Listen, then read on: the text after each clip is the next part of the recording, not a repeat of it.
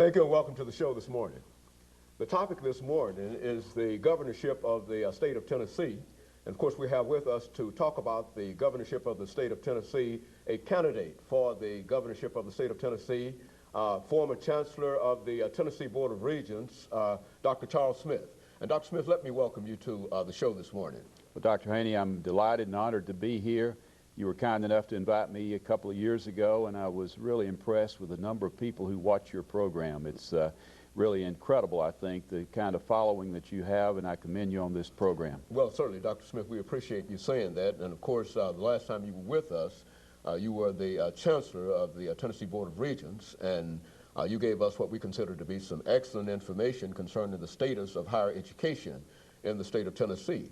And I think at that time we also got from you some information relative to your background, your education, and some of the things that you believe to be important in your career that prepared you to be the Chancellor of the state of Tennessee, of the Regents of Tennessee. And what I'd like to do is essentially the same kind of thing to do this time, to get some information about you and your background and that kind of information, and to tell our audience why you believe it is important at this time that you be considered one of the candidates for the governorship of the state of Tennessee, and after which we'll get into some of the other problems. Well, Dr. Haney, I'm a lifelong resident of Tennessee. I grew up in rural Tennessee, Sparta. I went to school in the public schools of Tennessee, went to the University of Tennessee as a college student. I've had the good fortune of living in all three grand divisions of the state over the past 40 years, and I have been the chief executive officer over 4 major state agencies over the past quarter century.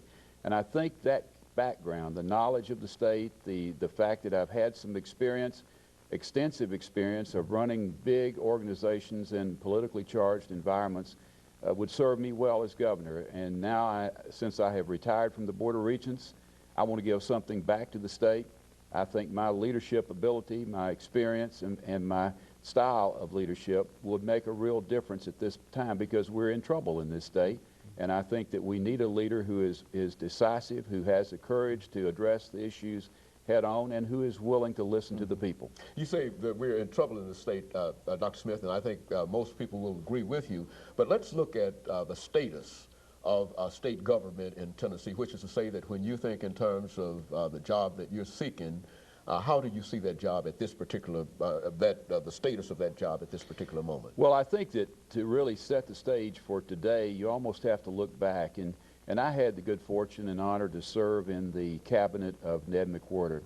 And when we were in office, our state was judged as the best managed state in the nation by outsiders. We got national acclaim. Our bond ratings were the highest of any state in the nation. There were only 6 other states that had the ratings that we had. The education improvement program that the governor and I put in place back in the early 90s was viewed as being the most outstanding improvement program in the nation.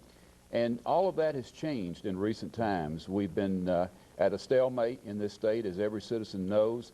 One of the things I hear on the campaign trail is that people are tired of the stalemate. They want to see something happen. And we're no longer the best managed state in the nation. We've lost our bond ratings. Our education improvement program has lost its luster. And above that, we're seeing state parks being closed. We're seeing rocks being thrown through the Capitol windows. We're also seeing money that was earmarked for the farmers being used to balance the budget.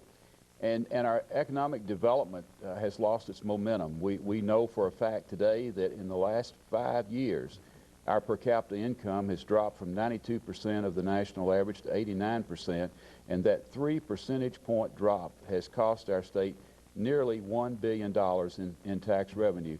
We're going in the wrong direction. We need to reverse that, and I believe as governor I could do that. And of course, looking at the status of education in the state government in Tennessee, Dr. Smith, being in education, I think that is one of the areas that a large number of folks are interested in. Why don't you talk about education as you see education, not only from the perspective of higher education, but from education as a broad range, and what we ought to do there? Well, I think education is the real anchor that will determine the fate of our state. You can't talk about jobs without talking about education. You can't talk about economic development without talking about education, because it all begins and ends with the degree to which our people are educated to a point where they can be productive, they can fill those jobs that we recruit, and that the quality of life is such that people want to live in Tennessee.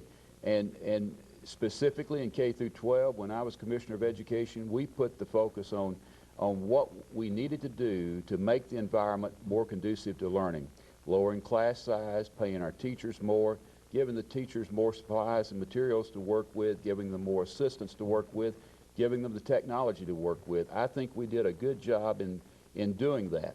And now I think we've got to go make sure we keep that momentum going, because we've lost it in recent times. And in addition to that, I think we have to start giving more attention to the preschool kids, because it's my basic belief that to the degree to which we fail in getting students ready to begin school and be prepared to learn, we're going to always have a hard time in education. And if you want to look at what another state's doing, the state of Georgia is now, through state programs, serving 63,000 kids who are preschool. Compared to Georgia, Tennessee has only about 1,300 students who are being served. That's an incredibly huge gap. If I'm elected governor, that's going to be an area where we're going to put a major focus, and there are really 4 yardsticks. I want to insist that we work tirelessly to ensure that every child who starts the school is prepared to learn, that every child who completes the 3rd grade is reading at 3rd grade level, that every high school graduate is graduating with the ability to take a job and be successful or go on to post-secondary education, and that every working adult who needs to be retooled for a changing job market has that opportunity to do that. In my judgment, state government can't rest until we can say that we're at 100% on all 4 of those things, and that's where I'm going to be focusing my attention. Now, in higher education, I think that one of the things that's happened that's really alarming is that in the last 15 years, we have dropped funding in higher education from 18% of the state budget down to 12%. And that's been a steady downward spiral. And in doing that, what we have done is we've really cut the legs out from under the growth and development of higher education. And it's come at a terrible time, because we know today that we are right at the bottom in the number and percentage of people who have a college degree. We need to enroll a whole lot more people. We need to educate a whole lot more people, and yet we're going in the wrong direction. Now, overlapping this whole problem of education, K-12 and higher education, we have to face the reality that we've got a brain drain occurring now that is really alarming. On the retirement side, we know that 38% of the faculty at the Board of Regents, where I serve, between 2000 and 2005 will reach the age of 65. They'll be retiring. We also know that we're losing thousands of teachers every year to the state of Georgia, to the state of Alabama, and they're going for $10,000 to $20,000 increases in pay. So we're going to be replacing over half of our faculty. At the Board of Regents, that would be about 6,000 faculty members in the next few years. And we're having to do it at the time when we're least competitive, and that means we're going to have to be taking the 3rd, 4th, and 5th choices. The other states around us are going to get the top choices. That's a 3-generation problem, because those teachers who come in are going to be the ones who will be hiring the teachers in the next generation, and we're going to have a downward spiral that we have to eliminate, in my judgment.